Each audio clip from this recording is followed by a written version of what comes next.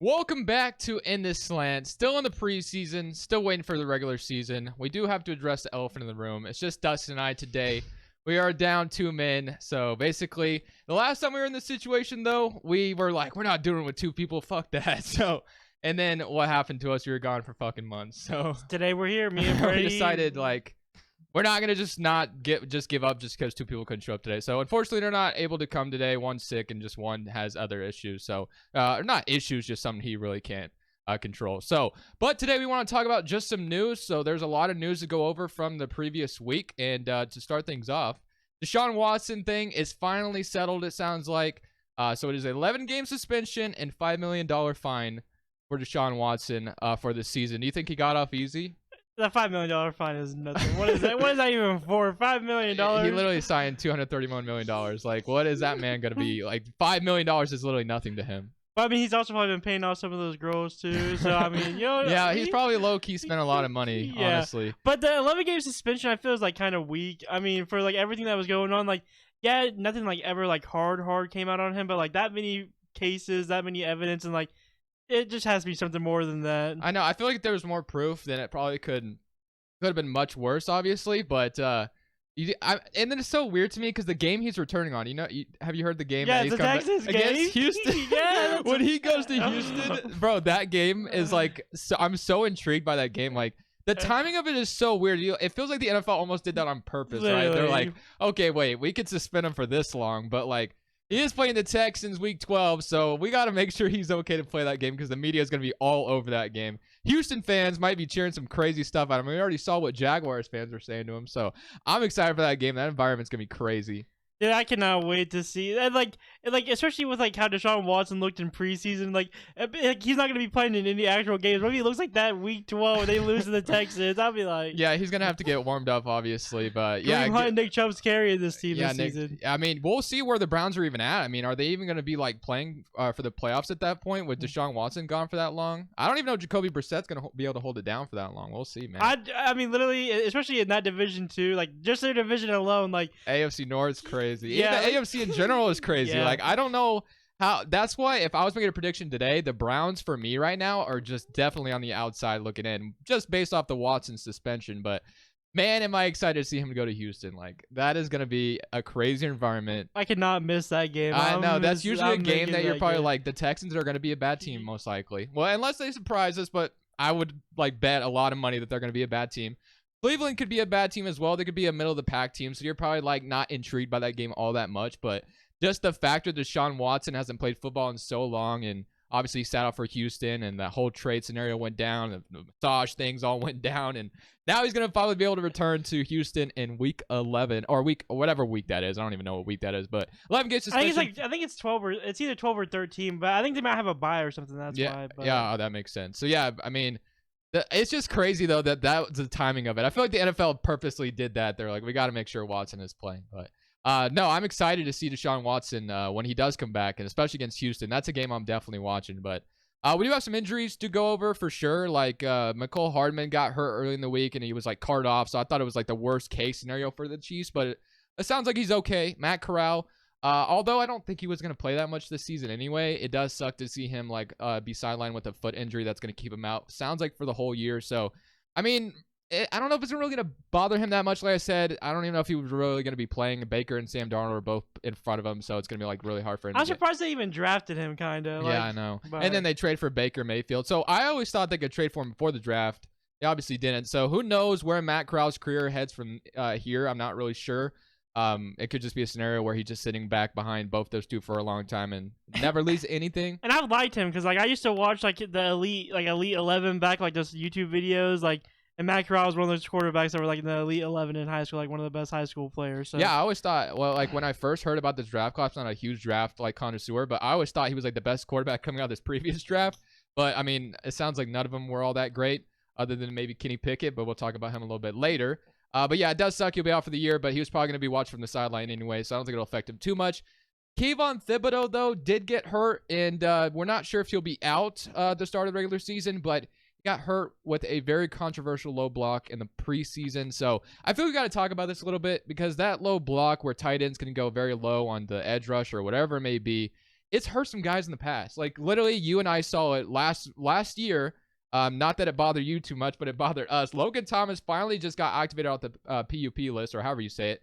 But yeah, he literally got hurt with that same kind of block. Yannick Ngakoue went low on his chin right there, and then it got him out for the year, tore whatever it was. I can't remember what it was. But Kayvon gets the same scenario.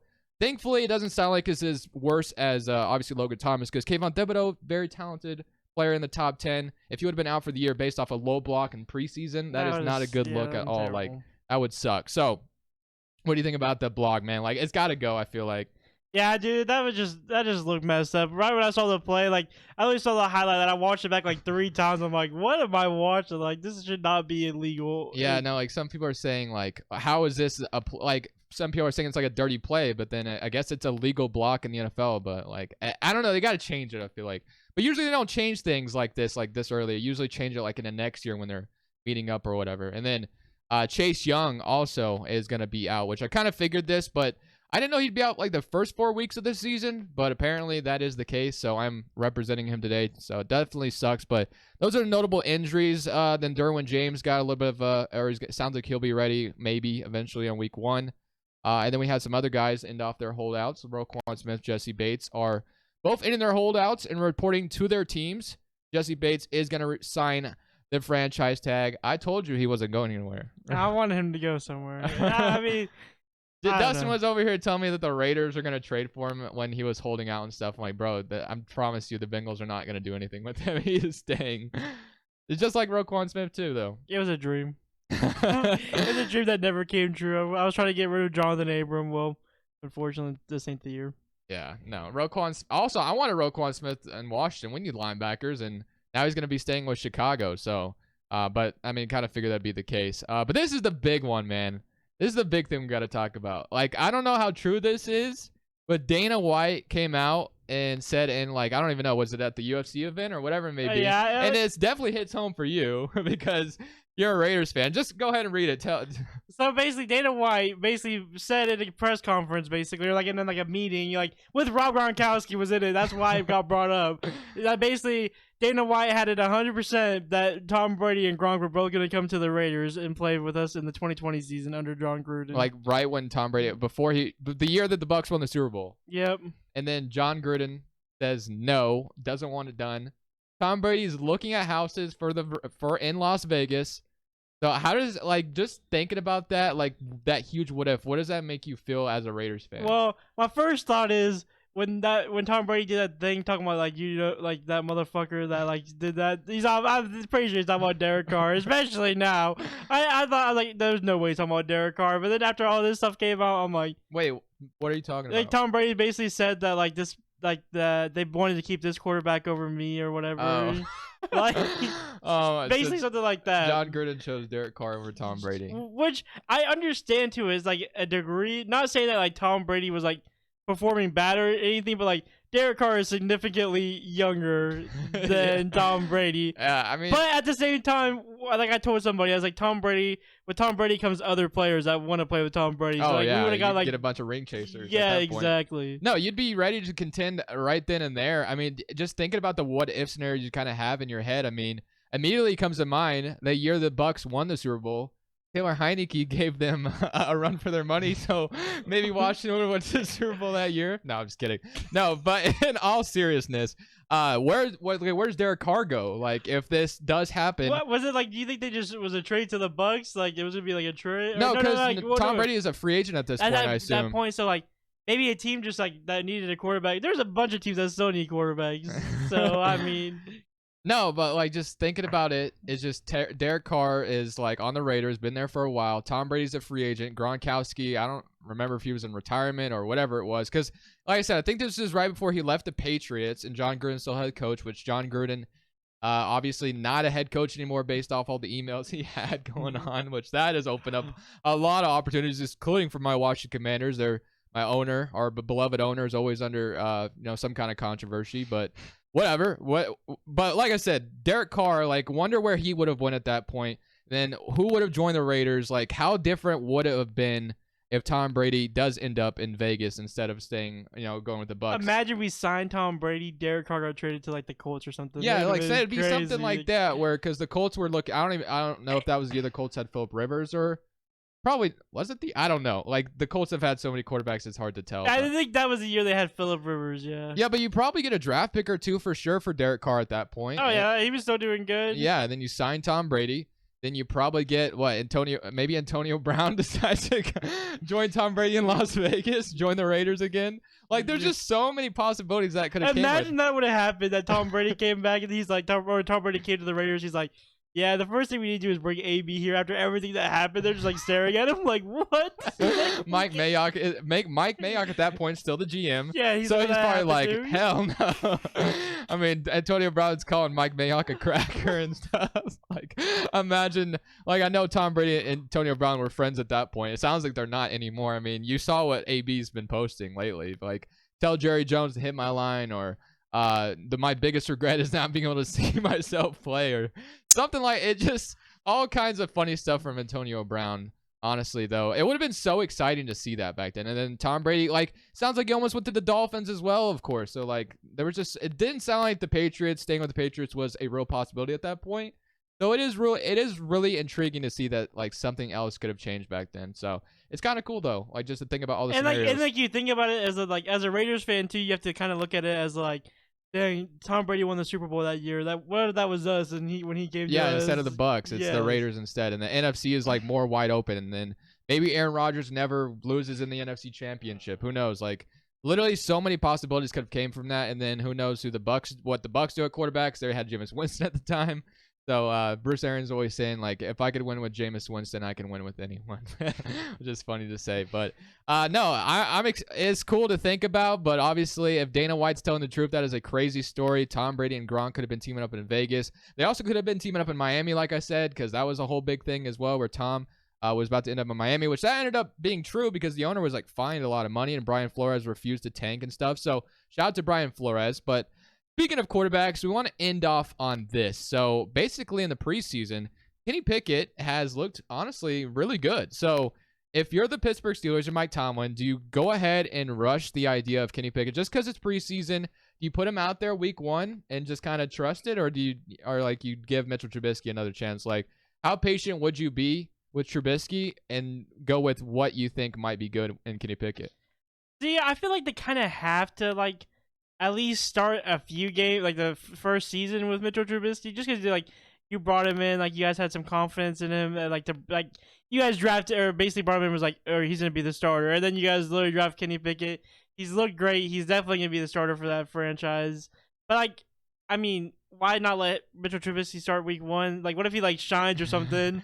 Yeah, no, I mean, I feel like another opportunity for Trubisky is like should still be there. But the pressure is going to be on, man. Like, the Steelers fans, they're seeing Kenny Pickett shine on in the preseason, and just like him not being out there. If Trubisky makes one bad throw or one interception, just anything, Steelers fans are going to be calling for Kenny Pickett out there. That's just how it goes when you have an exciting young rookie quarterback. Just like when, rest in peace, Dwayne Haskins, but when we had him as our quarterback, we wanted him out there because the quarterbacks we had in front of him, like Case Keenum and whoever else it was at the time, was just absolute poverty. We didn't want to see those guys young, rush the young QB in there and see what he can do. Sometimes they, are great, and sometimes it does not go too well. So I don't know, man. I honestly, he looks like he's ready, but again, I wouldn't rush him. But that's the thing too. Like you say, like we looks like it's ready, but like it's just also preseason too. So like technically, Mitchell Trubisky has a lot more experience, like actually playing in the NFL, like particularly. So like, maybe like the first few weeks, you see how Mitchell Trubisky does. If like, especially because I haven't heard any bad news about Mitchell Trubisky in training camp. Like I haven't heard that he's been doing terrible or anything. I mean, obviously we've all heard that Kenny Pickett's amazing, but that's of course gonna be the main topic when you have a young rookie that was like a first round pick like that. Yeah, no, for sure. Like whenever you have a young rookie quarterback, you're excited to see them, but you obviously don't want to rush them, because if they're out there and they do bad, and then it's just like, oh, you might have rushed them too much. But some quarterbacks are able to jump right in that role, like you saw Dak Prescott. I remember the hype on him, man, when he was in the preseason, like just dropping 40 bombs in the preseason, and I was like, bro, that's just the preseason. Like, let's not overreact. And then Tony Romo, I think, gets hurt. I don't remember exactly what happened to Romo, but I know he got hurt. And then Dak Prescott goes out there and obviously runs away with the job, and Tony Romo is now in the booth because of that reason, and he retired since, obviously. And then you got like Patrick Mahomes, where they didn't play him right away, and then Alex Smith started the whole That's what I year. was about to bring And then the up, very too. next year, Mahomes, they believe in Mahomes. They trade away Alex Smith to Washington. Does not work out at all for us. Not even remotely works out. He gets injured. Actually, we were 5-2 at one point. Things were looking good. Maybe could have been a good year with Alex Smith under Could center. have been playoffs, I think. Like, it's just kind of another what if to think about. Like, we were leading division 5-2. He gets hurt, but just like some guys are ready and some are not. So I don't know, man. I think if I'm Mike Tomlin, though, I give Mitchell Trubisky a chance just because he's still somewhat young as well, and maybe he has the opportunity to become really good. Before we go, actually, so I had a surprise for the boys here, but I didn't want to just do it with just two of us. Basically, this was going to be the second episode, so tomorrow we're not going to have anything because it wouldn't make sense to have like a second episode with just the two of us. So wanted to come out with one today, so unfortunately we won't see you guys again until next week. But I was going to ask you guys a series of questions called Would You Rather. Basically, just give you two scenarios. And I'm going to ask you, like, let's say there's three of them to end off, just to kind of, end off the video on a fun note. So, this one's funny. Who would you rather line up against, Aaron Donald or Khalil Mack? Hello, Mac. Khalil Mack. Aaron Donald is too big. Yeah. Okay, another one. Start, bench, cut. Terry McLaurin, A.J. Brown, DK Metcalf. I'm going to have to cut DK Metcalf. Oh, really? You're cutting DK? I'm going to start A.J. Brown, and I'm going to bench Terry McLaurin. Yeah, see, that one's a tough one. They're all three really good, but I think the bias in me is saying starting Terry McLaurin, and then I'm probably cutting DK or I'm probably benching DK and cutting AJ Brown. But I love all three of them, so it's really tough for me. And then let's go last one. Would you rather start your franchise around Josh Allen or Joe Burrow? Josh Allen. Josh Allen, why? Any reason why? He's way more versatile. Way more versatile. Yeah, I like how Josh Allen can move and It's run. like with Lamar Jackson. Like people would say that Lamar Jackson's not like a top 10 quarterback. Some people might say, like, literally just his rushing alone, I put him as a top 10 quarterback, literally just because of that one. No, yeah, Josh Allen. Like, I was doing a mock draft today, and like I had the opportunity to draft him in like round 5. I was like, man, that's like the only quarterback I'm drafting that high in fantasy this year. So, well, him and Lamar Jackson are like the two quarterbacks. yeah, him and Lamar, that I just like they could give you rushing touchdowns, rushing yards all day. I mean, Josh Allen, he's shown what he can do. So, but we're gonna end it there, boys. We're getting closer and closer to the regular season, and we should be back next week. Hopefully, fully strong. Hopefully, all 4 of us here. with Sue to the Raiders by next week, ladies and gentlemen. We'll be seeing you, and we'll be seeing the big news of Sue to the Raiders next week. Ndamukong Suh. Oh, I was like, who are you talking about? Yeah. Ndamukong Suh to the Raiders. Yeah, I've been seeing that they're interested, but we'll see if he signs. But this is Dustin and I on In the Slant, missing Jared and Scour, but they're also saying peace from wherever they are. But this is In the Slant. We're saying peace.